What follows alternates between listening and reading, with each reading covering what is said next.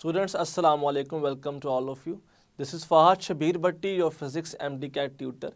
Students, आज हम topic 11 को एंड करेंगे और आज हम डिस्कस करेंगे लर्निंग आउटकम्स के मुताबिक अपने बाकी मेथड्स जिसमें रेडिएशंस इंटरेक्ट करती हैं विद मैटर। जैसे कि आज हम बात करेंगे कॉम्पटन इफ़ेक्ट की, आज हम बात करेंगे पेयर प्रोडक्शन की, लेकिन उसी के साथ हम डिस्कस करेंगे वेव नेचर ऑफ पार्टिकल्स को भी। हम पढ़ेंगे कि अगर मैटर मूव करता तो उसकी वेवलेंथ कैसे कैलकुलेट होती और रिलेशन क्या बनता स्टूडेंट्स। तो ये है हमारा आज का लेक्चर। चलिए चलते हैं लाइट बोर्ड की तरफ। आज हम बात करेंगे कॉम्पटन इफ़ेक्ट, इसी के साथ साथ पेयर प्रोडक्शन की, और साथ ना हम कुछ डिस्कस करेंगे वेव नेचर ऑफ पार्टिकल्स। देखें, जैसे आपने डिटेल फॉर्म में ये बात पढ़ी थी ना कि जब भी एनर्जी इंटरेक्ट करती है, जैसे हमने पढ़ा था इन फोटो सेल, तो वहाँ पर फोटॉन्स आ रहे थे, वो आके मैटर से मिल रहे थे, मिलने के बाद वो एज अ वेव एक्ट नहीं कर रहे थे। तो हमने कहा कि कई मरतबा ऐसा भी होता है कि जब wave as a wave behave नहीं करती है, एज अ पार्टिकल बिहेव करती है। तो इन सारी प्रॉपर्टीज़ की हमने देखा कि क्या कोई ऐसे और फिनोमेना भी हैं जहाँ पर wave as a wave behave ना करे जबकि एज अ पार्टिकल एक्ट करे। तो उनमें से एक नाम है कॉम्पटन इफ़ेक्ट का। साथ हम पढ़ेंगे पेयर प्रोडक्शन, ये भी interaction of wave with matter है, लेकिन इसके बाद हमने इसका उल्ट भी पढ़ना होगा। हम साथ डिस्कस करेंगे कि क्या पार्टिकल्स भी एज अ वेव बिहेव कर सकते हैं या फिर ये डुअल नेचर सिर्फ वेव ही कर सकती है। तो अब हम नोट करेंगे, स्टार्ट कर लेंगे कॉम्पटन इफ़ेक्ट से। सबसे पहली बात नोट कीजिएगा, अगर इफ़ेक्ट की बात की जाए तो एक साइंटिस्ट था Arthur Holi Compton. Arthur Holi Compton ने ये कॉम्पटन इफ़ेक्ट पहली बार करके दिखाया, जिससे पता लगा कि जो वेव्स हैं, हम जिनको फोटॉन्स की फॉर्म में पढ़ रहे हैं, वो इस तरीके से भी एक्ट कर सकती हैं। और वो कैसे? कहा यह गया कि फ़र्ज़ कीजिए तमाम ऐसे फोटॉन्स जिनकी एनर्जी 0.51 मेगा इलेक्ट्रॉन वोल्ट से ज़्यादा, जबकि 1.02 मेगा इलेक्ट्रॉन वोल्ट से कम हो तो वो इस इफ़ेक्ट को शो करते हैं। अब पहली बात कि अगर मैं इस एनर्जी रेंज की बात कर भी रहा हूँ तो इसमें आते भला कौन कौन से फोटॉन्स हैं। तो इस रेंज के अंदर सबसे ज़्यादा लाए करते हैं एक्स-रे फोटॉन्स। हम बात करें एक्स-रे फोटॉन की, ज़रा फ़र्ज़ कर लीजिएगा। सबसे पहले हमारे पास एक एक्स-रे फोटॉन यहाँ से आया, ये एक्स-रे फोटॉन बिल्कुल स्ट्रेट मूव कर रहा है और ये इस तरह से आ रहा है towards an electron. This X-ray photon is moving towards an electron, जबकि energy of this incident photon is EI. I stand for incident. Wavelength of this photon is lambda I, जबकि frequency of this photon is FI। और जैसे ही ये photon straight आके टकराया इस electron के साथ, तो इलेक्ट्रॉन ने इस फोटॉन को एब्जॉर्ब नहीं किया। एब्जॉर्ब क्यों नहीं किया? क्योंकि इस फोटॉन की एनर्जी जब इस इलेक्ट्रॉन की एब्जॉर्प्टिव कैपेसिटी से बहुत ज़्यादा थी, जब एब्जॉर्ब कर नहीं पाई तो अल्टीमेटली कोलिजन हो गई। और कोलिजन से क्या हुआ कि ये फोटॉन जो यहाँ पर स्ट्रेट आ रहा था टुवर्ड्स इलेक्ट्रॉन, ये इस एंगल थीटा के ऊपर बेंड हो गया। अगर देखा जाए तो ये फोटॉन इस एंगल थीटा के ऊपर बेंड हो चुका है। हम इसको स्कैटरिंग एंगल भी कहते हैं। अब कोलिजन हुई है ना, तो हम ये बात जानते हैं कोलिजन से एनर्जी और मोमेंटम ट्रांसफ़र होता है। अब टक्कर लगने के बाद क्योंकि एनर्जी कुछ ट्रांसफर इलेक्ट्रॉन को हो चुकी है, तो अब फोटॉन के पास एनर्जी रह गई है पहले से कम। एनर्जी कितनी रह गई है भला? इसको मैं कह रहा हूँ ES, energy of scattered photon. Wavelength of this scattered photon is lambda s and frequency of this photon is fs. हमने इस सारे पैरामीटर्स को डिफाइन किया स्कैटर्ड वे में, जबकि हमने इनको डिफाइन किया था in the form of incident. अब क्योंकि एनर्जी ट्रांसफ़र हो चुकी है तो मैं ये बात कह सकता हूँ यहाँ पे कि जो एनर्जी ऑफ स्कैटर्ड फोटोन है ना, ये कम है किससे, एनर्जी ऑफ फोटोन किससे, जो कि इंसिडेंट था। ज़रा नोट कीजिएगा, एनर्जी ट्रांसफ़र करने के बाद एनर्जी अब तो पहले से कम रह जाएगी ना। अब उसके बाद अगर एनर्जी कम हो चुकी है तो लाजमन सी बात है कि फ्रीक्वेंसी ऑफ स्कैटर्ड फोटोन भी फ्रीक्वेंसी ऑफ इंसिडेंट से कम होना चाहिए। अच्छा, फर्दर अगर फ्रीक्वेंसी भी कम हो चुकी है तो what is the link of wavelength. तो स्टूडेंट्स हम ये बात जानते हैं कि अगर तो एनर्जी, अगर तो फोटोन की बात की जाए ना, तो रिलेशन होता है हमारे पास E is equal to h c by lambda. तो अगर तो एनर्जी पहले से, अगर तो एनर्जी पहले से कम हो चुकी है तो लाजमन सी बात है कि वेवलेंथ पहले से ज़्यादा हो जाएगी, क्योंकि इन्वर्स लिंक था। तो हम यूँ कह सकते हैं कि wavelength of scattered photon is more than wavelength of incident photon. अब टकराने के बाद वेवलेंथ इस फोटोन की ज़्यादा हो गई। अच्छा, इस सारे सिनेरियो में इलेक्ट्रॉन का भला क्या बना? ये इलेक्ट्रॉन एक स्पेसिफिक एंगल पे इस तरफ को मूव कर गया after collision. The angle of electron movement is phi. हम इसको फाई से शो कर रहे हैं।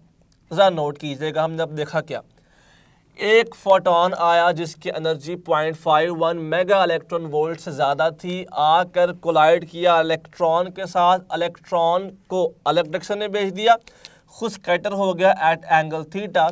इस कोलिजन की वजह से एनर्जी पहले से कम, फ्रीक्वेंसी पहले से कम, जबकि वेवलेंथ पहले से ज़्यादा हो गई है। कितनी ज़्यादा हो गई है, क्या चेंज आया है, उस चेंज को हम कहते हैं कॉम्पटन शिफ्ट। अगर मैं इस बात को यहाँ पे कुछ यूँ लिखूँ कि जो चेंज आया है इसको हम कह सकते हैं lambda s minus lambda i which is delta lambda. Change in wavelength is equal to h by m not c into 1 minus cos of theta. ज़रा नोट कीजिएगा, हमें कंफर्म हो गया चेंज है। स्टूडेंट्स इस चेंज को हम कहते हैं कॉम्पटन शिफ्ट। आपको याद है ना, आपने पढ़ा था पार्ट 1 के अंदर डॉपलर शिफ्ट, वो भी चेंज इन वेवलेंथ ही था, लेकिन वो था जो चेंज इन फ्रीक्वेंसी, जो रिलेटिव मोशन की वजह से आता था। हम यहाँ बात कर रहे हैं क्वांटम की, तो यहाँ पे जो change in wavelength due to this effect आएगा that is called Compton shift. अच्छा, ज़रा फर्दर नोट कीजिएगा, ये आ गया H which is Planck's constant, m nought is mass of electron, इसे हम कहते हैं rest mass of electron. This C is speed of light, मतलब कि दीज 3 क्वांटिटीज़ आर कॉन्स्टेंट्स। तो हम कह सकते हैं कि this H by m naught C, this is actually called Compton wavelength. क्योंकि ये तीनों कांस्टेंट हैं तो फिर इनकी वैल्यू भी एक कांस्टेंट ही होनी चाहिए। हमने डिवाइड कर दिया 6.63 क्रॉस 10 पावर माइनस 34 को इलेक्ट्रॉन के मास और स्पीड ऑफ लाइट से, तो हमें अल्टीमेटली जो वैल्यू गेन हुई that was 2.43 cross 10 power minus 12 metre, जिसको हम कह सकते हैं 2.43 picometre. This is the value of Compton wavelength. अच्छा, ज़रा नोट कीजिएगा यहाँ पे कि कॉम्पटन शिफ्ट अगर H कांस्टेंट है, M नॉट कांस्टेंट है, C भी कांस्टेंट है, तो फिर वेवलेंथ में चेंज डिपेंड कर किस पे रहा है? It only depends upon the angle. ये डिपेंड करता है स्कैटरिंग एंगल के ऊपर।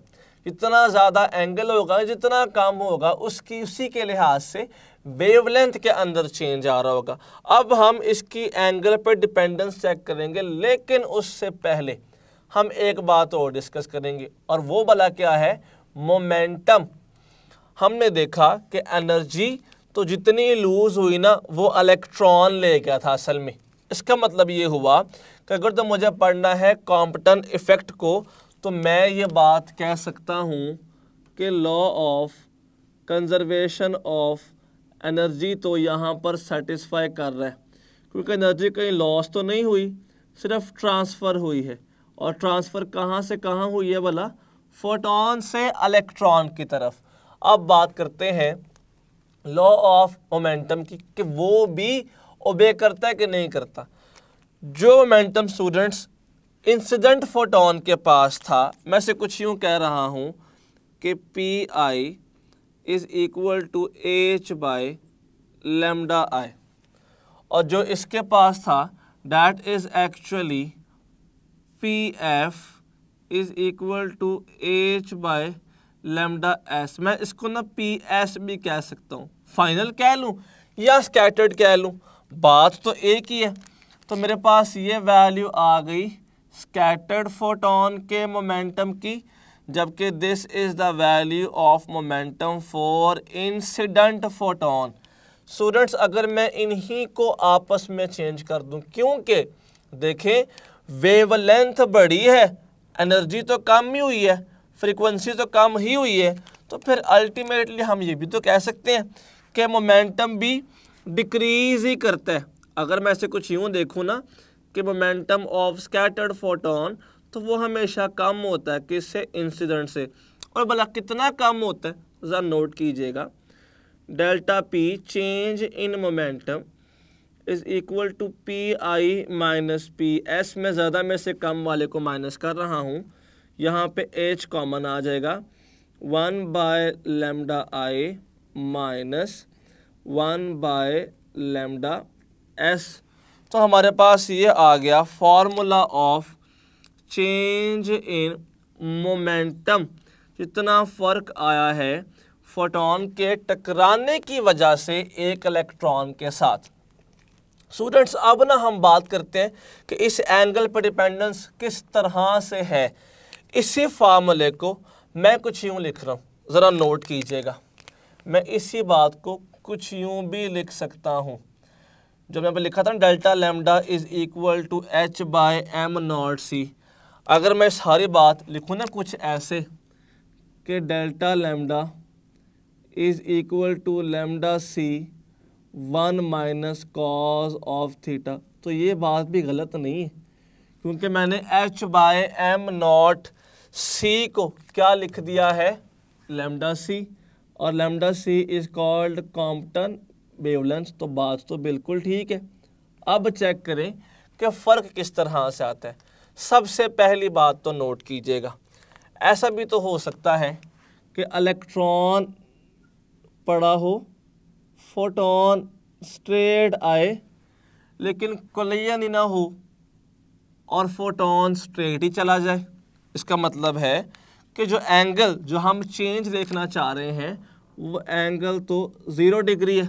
स्टूडेंट्स, ऐसा भी तो पॉसिबल है कि फोटोन आए, सामने इलेक्ट्रॉन के साथ कोलाइड करे, और कोलाइड करके फोटोन बेंड हो जाए, लेकिन बेंड वाला किस एंगल पे हो? ये बेंड हो जाए एट 30 डिग्री, 30 डिग्री पर स्कैटर हो जाए। और अगर देखें तो पॉसिबिलिटी तो ये भी हो सकती है कि फोटोन बिल्कुल स्ट्रेट आए, सामने इलेक्ट्रॉन हो, कोलाइड करे और बेंड हो जाए 45 डिग्री पे। अब अगर एंगल स्कैटरिंग का चेंज होगा तो वो तो 45 भी हो सकता है। मुमकिन है ज़्यादा कोलिजन हो, अगर कोलिजन ज़्यादा होगी तो उससे एंगल ऑफ स्कैटरिंग भी बढ़ सकता है, और यही एंगल ऑफ स्कैटरिंग 60 डिग्री भी हो सकता है। तो अगर हम देखें तो कॉम्पटन इफेक्ट के रिजल्ट में जो एंगल ऑफ स्कैटरिंग है फोटोन का, it can also be 60 degree.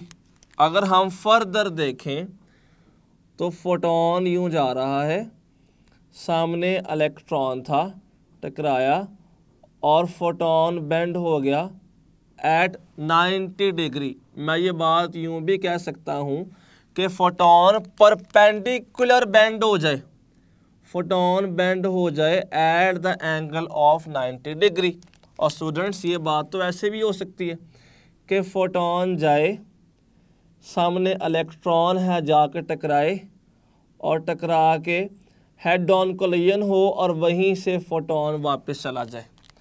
अब की बार जो एंगल है, this angle is actually 180 degree.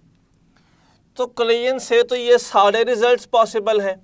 अब ज़रा नोट कीजिएगा, अगर एंगल 0 डिग्री होता तो ज़रा यहाँ पर पुट करें cos 0। हम ये बात कुछ यूँ नहीं कह सकते कि Compton shift is equal to lambda c 1 minus cos 0, और हम जानते हैं cos 0 1 होता है। स्टूडेंट्स यहाँ पे आ जाएगा लैम्डा सी 1 माइनस 1 जो कि 0 बनेगा। इट मीन्स कि there will be no change in wavelength. क्यों भला? जब कोलिजन ही नहीं हुई तो फिर चेंज कैसे आएगा? पॉसिबल ही नहीं है। उसके बाद देखते हैं, हमने कहा delta lambda Compton shift is equal to lambda c Compton wavelength 1 minus cos 30। आप ये बात जानते हैं cos 30 होता है 0.866। अब 1 माइनस 0.866 हमारे पास आ जाएगा 0.134 ऑफ कॉम्पटन वेवलेंथ। मैं इसे कुछ यूं भी कह सकता हूं कि 34% ऑफ कॉम्पटन वेवलेंथ, या मैं इसको 0.134 h/m0c भी कह सकता हूं। अब ज़रा फर्दर नोट कीजिएगा, अगर एंगल 45 होता तो delta lambda is equal to lambda c Compton wavelength, साथ आ गया 1 माइनस cos 45। हम ये बात जानते हैं cos 45 इज इक्वल टू 0.707। अगर मैं इसको खाली 0.7 कर दूँ ना आसानी के लिए, तो 1 minus 0.7 is equal to 0.3 Compton wavelength, जिसको हम लिख सकते हैं कि 30% कॉम्पटन वेवलेंथ के लिहाज से चेंज आया है, जिसे लिखा जा सकता है 0.3 h/m0c। अब ज़रा फर्दर नोट कीजिएगा, delta lambda is equal to lambda c 1 minus cos 60। cos 60 का हमने एंगल पुट कर दिया, cos 60 होता है 1/2। इधर आ जाएगा लैम्डा सी 1 माइनस 1/2 जो बन जाएगा हाफ ऑफ कॉम्पटन वेवलेंथ, जिसको h/2m0c भी कहा जा सकता है, या फिर ना हम इसको आसानी के लिए कह सकते हैं 50% भी, कि 50% चेंज आया है। अब अगर तो एंगल होता 90 डिग्री तो हम ऐसे भी लिख सकते थे कि Compton shift is equal to lambda c. Students यहाँ पे आ जाता 1 माइनस cos 90 डिग्री। हम जानते हैं cos 90 0 होता है, ये बनता ओनली लैम्डा सी या फिर h/m0c। जितनी कॉम्पटन वेवलेंथ थी उतना ही चेंज आया है, उतनी ही ज़्यादा हो गई अब। और delta lambda is equal to lambda c 1 minus cos 180। और हमें तो ये बात पता है ना कि cos 180 माइनस 1 होता है, तो हम कह सकते हैं 1 माइनस -1, और ये बन जाएगा प्लस, तो आ जाएगा 2 लैम्डा सी। कॉम्पटन वेवलेंथ का डबल अगर करें तो उतना चेंज आया है। अगर कोलिजन 180 डिग्री का स्कैटरिंग एंगल दे तो हम इसे कह सकते हैं 2h/m0c। स्टूडेंट्स यहाँ पे देखा आपने कि इस फार्मूला में हमारे पास सब कुछ सेम है, कुछ नहीं बदल रहा। जैसे आप स्कैटरिंग एंगल को चेंज करते हैं ना, तो कॉम्पटन शिफ्ट आपको डिफरेंट वैल्यूज देने लग जाती है। मतलब कॉम्पटन शिफ्ट डिपेंड करती है सिर्फ किस पे, स्कैटरिंग एंगल के ऊपर।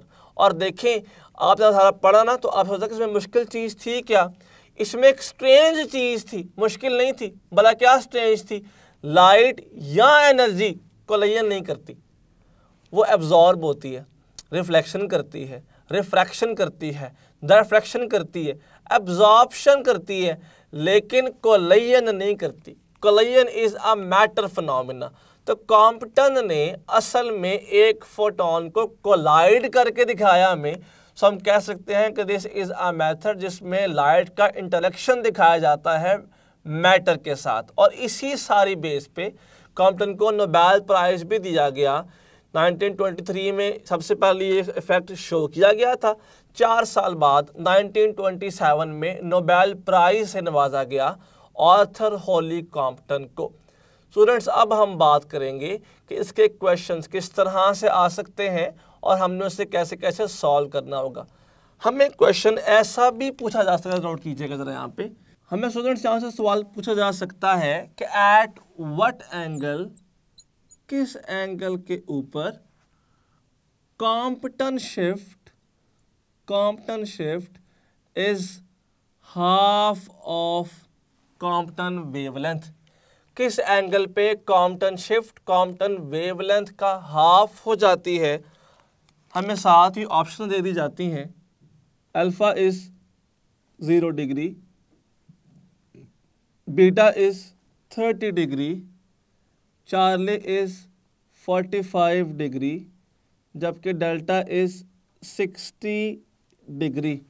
तो सिंपल ज़रा नोट कीजिएगा, हमने यहाँ पे सारे केसेस बयान कर लिए हैं। हाफ किस पे होती है भला? हाफ हो जाती है कॉम्पटन वेवलेंथ के एट द एंगल ऑफ 60।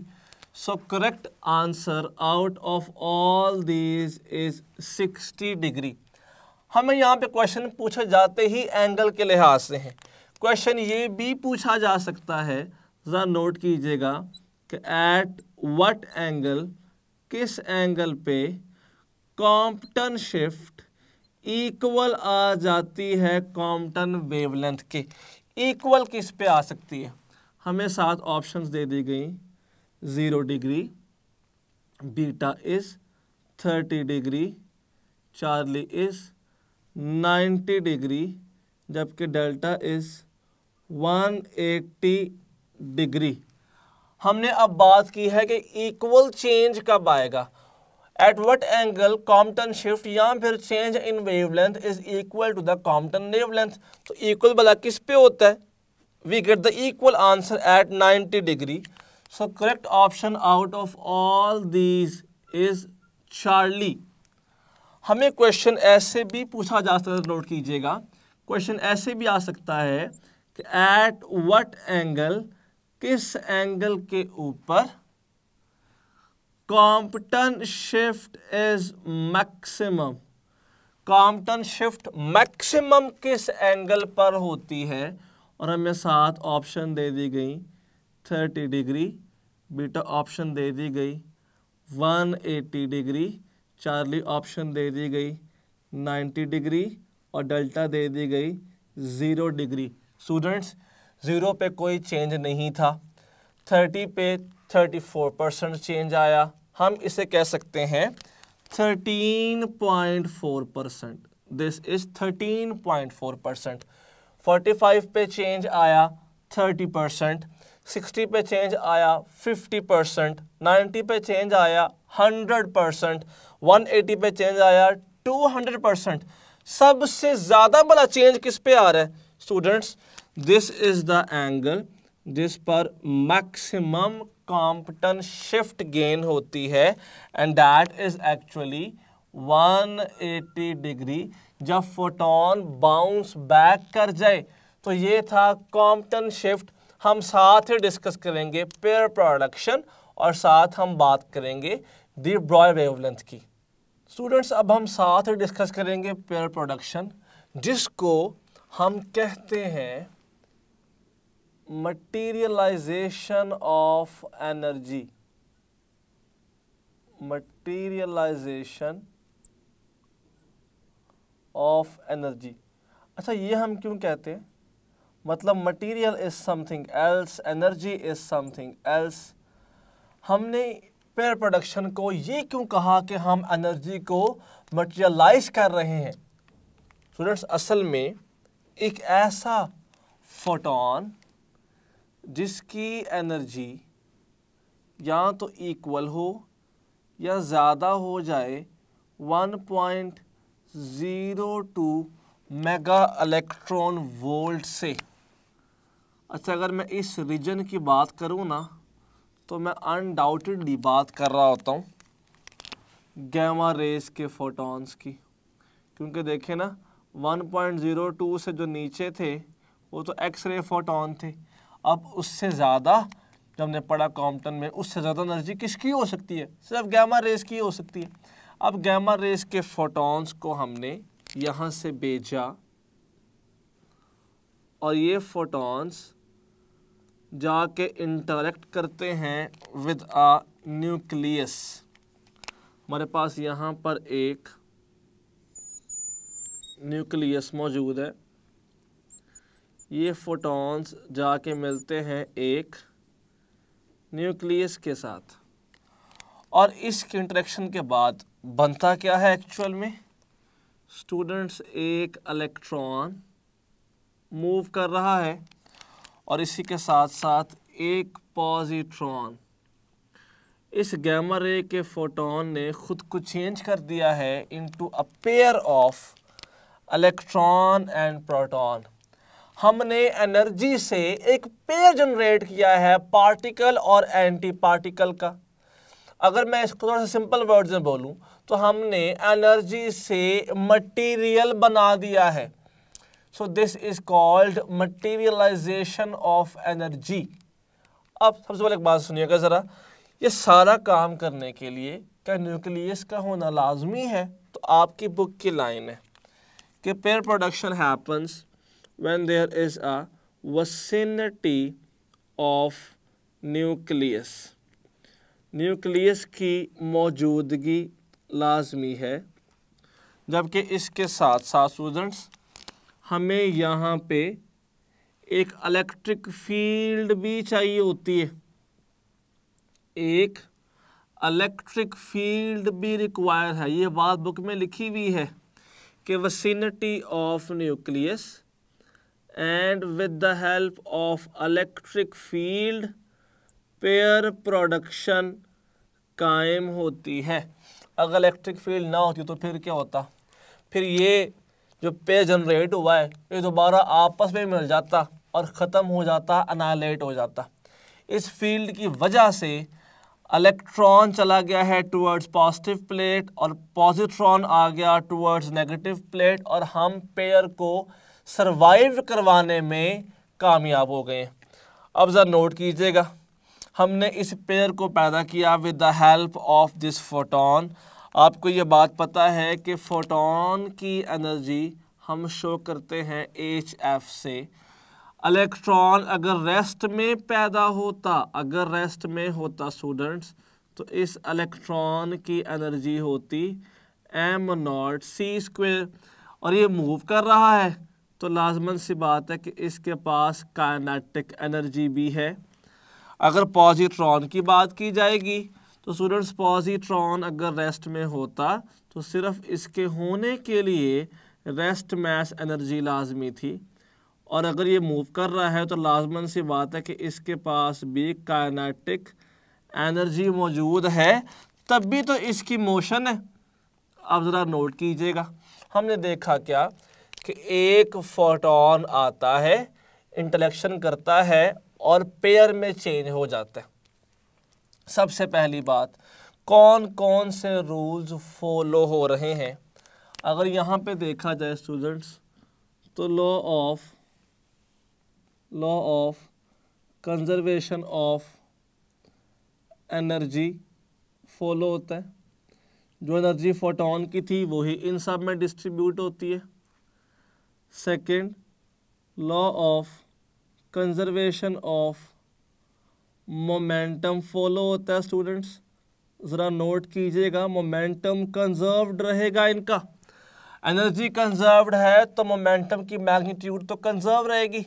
लेकिन उसके साथ साथ अगर वेक्टर के लिहाज से देखें तो these particles are moving opposite to each other, यानी कि इनका मोमेंटम डायरेक्शन वाइज भी कंजर्व्ड है।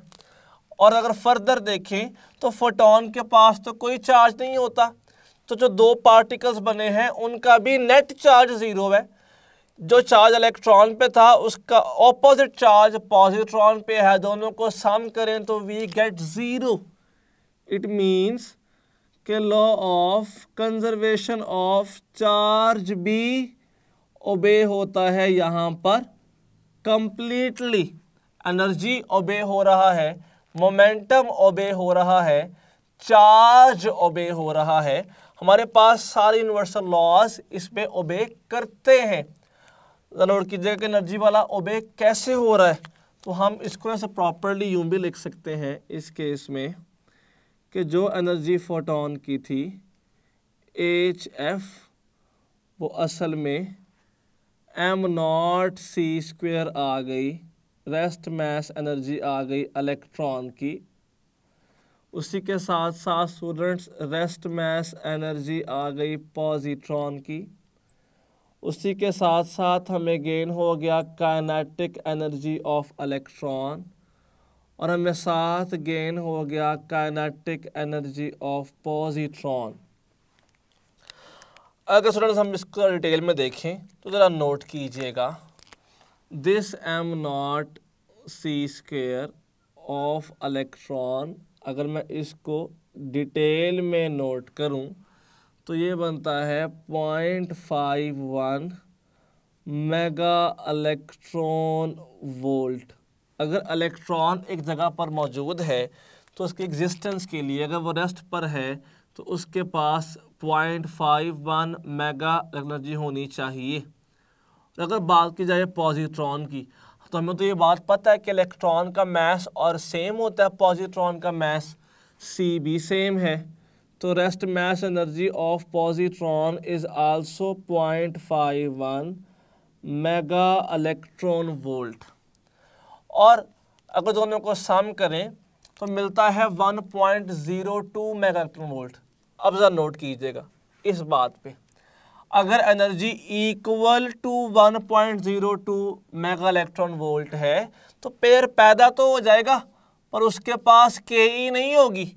अगर हम चाहते हैं इसके पास Ke भी रहे तो एनर्जी को इक्वल नहीं बल्कि ज़्यादा होना चाहिए, ताकि जो रिमेनिंग एनर्जी बचे 1.02 के बाद जो बाकी एनर्जी बचे वो उनमें इक्वली डिस्ट्रीब्यूट हो जाएगी as kinetic energy.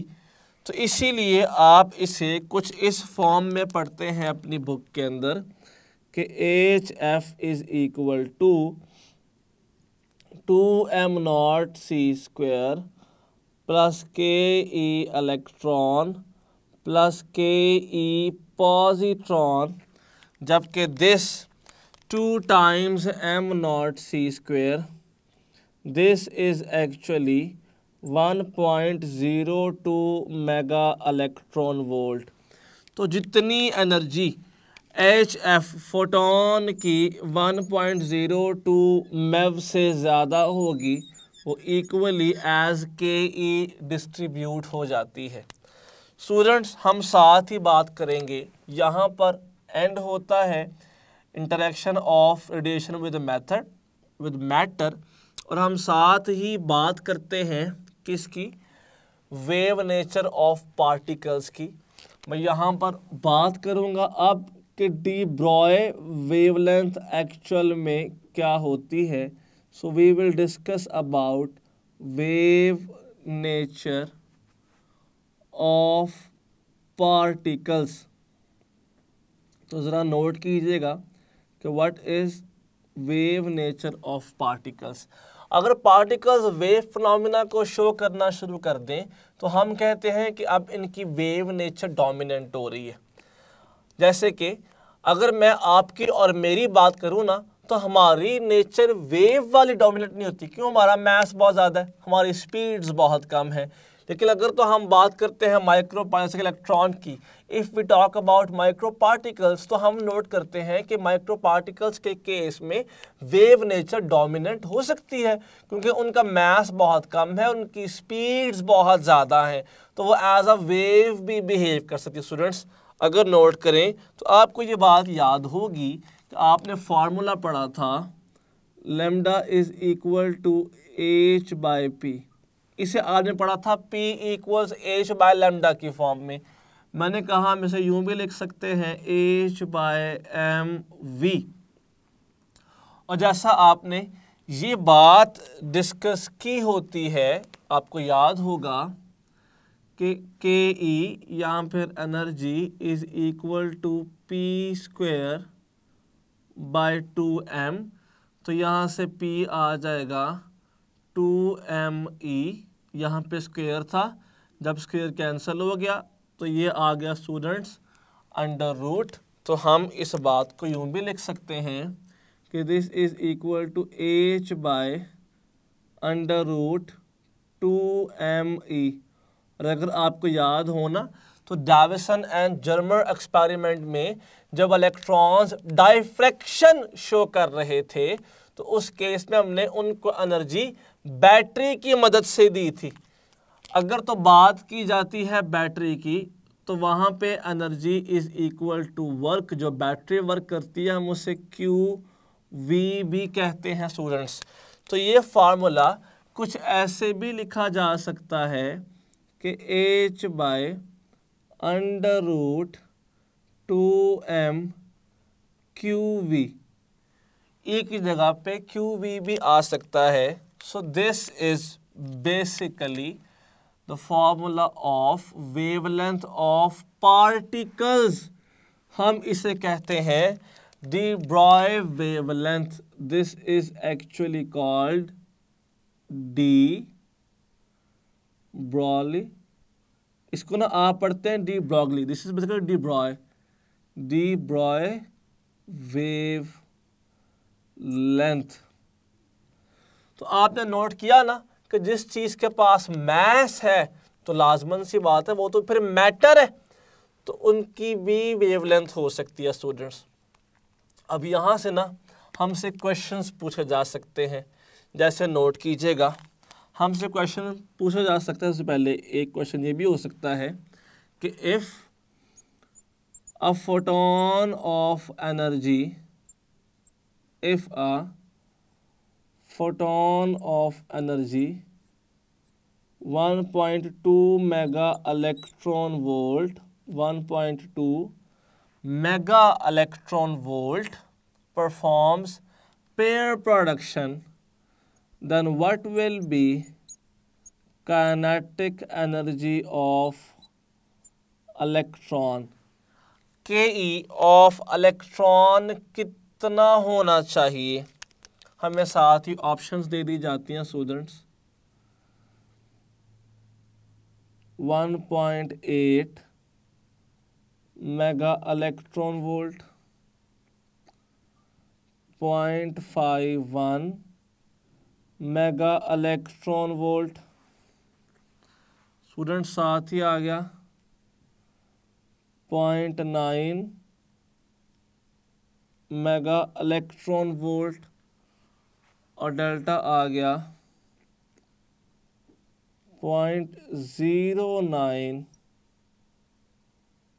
Mega electron volt. अब ज़रा नोट कीजिएगा, सबसे पहले हमने देखा कि फार्मूला होता है energy of photon is equal to, मैं इसको लिख रहा हूँ 1.02 प्लस के ई ऑफ इलेक्ट्रॉन प्लस के ई ऑफ पॉजिट्रॉन। क्योंकि दोनों की के ई सेम होती है तो मैं इसको ना 2 के ई भी लिख सकता हूँ, क्योंकि अल्टीमेटली जो इलेक्ट्रॉन की के ई है वही तो पॉजिट्रॉन की भी होनी है। तो ये कुछ इस फॉर्म में आ जाएगा कि 2 K E is equal to energy of photon minus 1.02, तो वो बन जाएगा 1.2 माइनस 1.02। स्टूडेंट्स यहाँ पे आ गया 2 times K E is equal to 1 minus 1, ये बन गया 0। 0.2 में से निकालें पॉइंट तो ये बन जाता है 0.18। Kinetic energy is equal to 0.18/2। तो ये भला क्या बनेगा? 0.18/2 is equal to 0.09 mega electron volt. So delta is the correct option. और यही के ई पॉजिट्रॉन की भी होगी क्योंकि दोनों की सेम होगी। अब हमसे क्वेश्चन फर्दर पूछा ऐसे भी जा सकता है, नोट कीजिएगा कि इफ अ बुलेट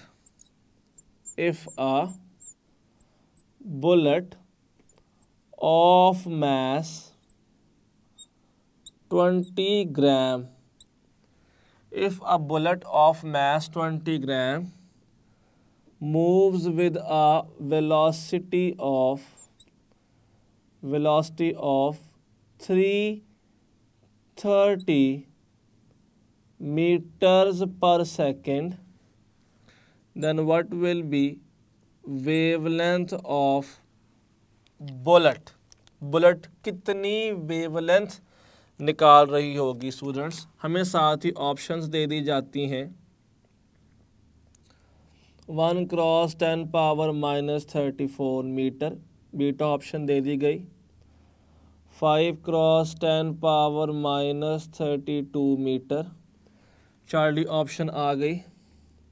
7 × 10⁻33 मीटर, जबकि साथ ही हमें डेल्टा ऑप्शन दे दी गई है कि 1 × 10⁻31 मीटर। ज़रा नोट कीजिएगा कि what is the correct option. हमारे पास फार्मूला है, लैम्डा निकालना है, एम और वी पता है। हम जानते हैं कि lambda is equal to H/mv भी तो होता है ना हमारे पास। अब ज़रा नोट कीजिएगा, H क्या आ गया 6.6 10⁻34, एम कितना आ गया 20 ग्राम मीन्स 20/1000, क्योंकि kilogram is actually SI unit, velocity is 330। अब देखें ज़रा स्टूडेंट्स, यहाँ पर ये 2 0 कट गए इन 2 0 के साथ। 33 × 2 बन जाता है 66, 66/10 बन जाता है 6.6। तो यहाँ पे आ गया 6.6 10⁻34, जबकि नीचे भी आ गया 6.6। ये तो कट नहीं गए आपस में, इधर मानना आ जाएगा। सो answer is 1 × 10⁻34 meter. So out of all these options alpha is the correct answer. अब देखें वेवलेंथ तो बुलेट ने निकाली, लेकिन इतनी कम है, इतनी छोटी है कि डिटेक्टेबल नहीं हो सकती, हम इसको देख ही नहीं सकते। अब मैटर निकाल रहे तो हम इसको यहीं से स्टूडेंट्स मैटर वेव्स भी कहते हैं, क्योंकि मैटर से एसोसिएट होके वेवलेंथ एमिट होती है। मैटर वेव्स भी इन्हें ही कहते हैं, लेकिन इतनी कम वेवलेंथ डिटेक्टेबल नहीं है। तो फिर हमें क्वेश्चन जैसा हमने कहा था कि this is dominant in case of micro particle. Note कीजिएगा, क्वेश्चन ऐसा भी आ सकता है यहाँ पे कि if there is an electron, अगर तो एक इलेक्ट्रॉन है and that electron is moving with speed of 1 × 10⁻6 meters per second, तो बताइए कि वेवलेंथ क्या होगी। अब हमें ना वैसे इलेक्ट्रॉन का आम तौर पे मास पता होता है, हमें ऑप्शंस गिवन है, जरा नोट कीजिएगा। Options are 1 × 10⁻−10 metre, beta is 2 × 10⁻−10 metre, Charlie is 5 × 10⁻−10 metre, जबकि delta is 7 cross 10 power -10 metre.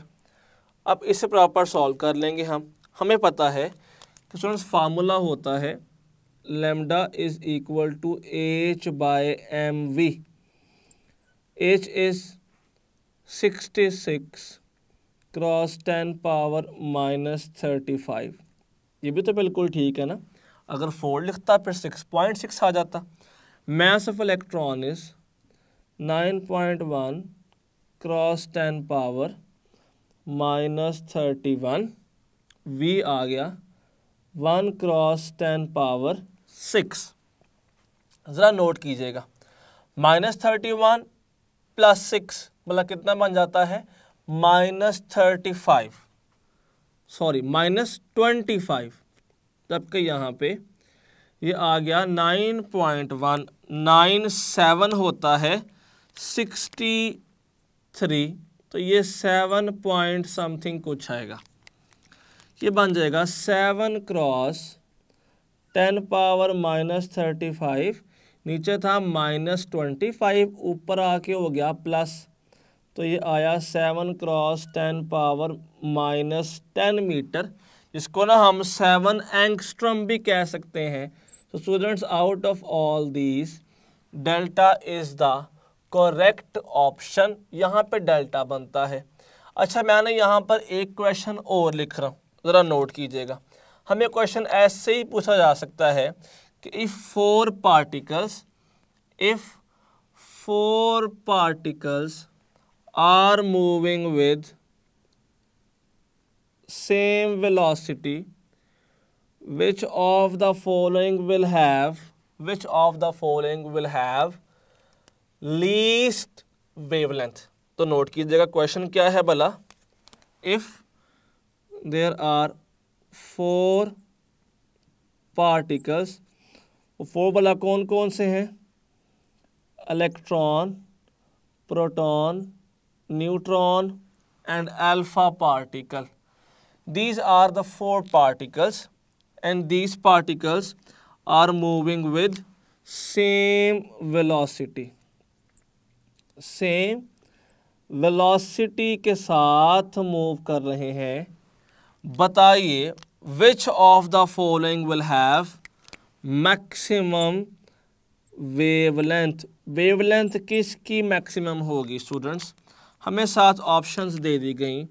Alpha option is electron, beta is proton, Charlie is neutron, delta is alpha particle. तो क्या आपने ये बात नहीं देखी कि अगर मैं यहाँ से नोट करूँ, अगर वेलोसिटी सेम है, एच भी कांस्टेंट है, तो जो लैम्डा होता है ना, वो लैम्डा इनवर्स ऑफ मास आ जाता है।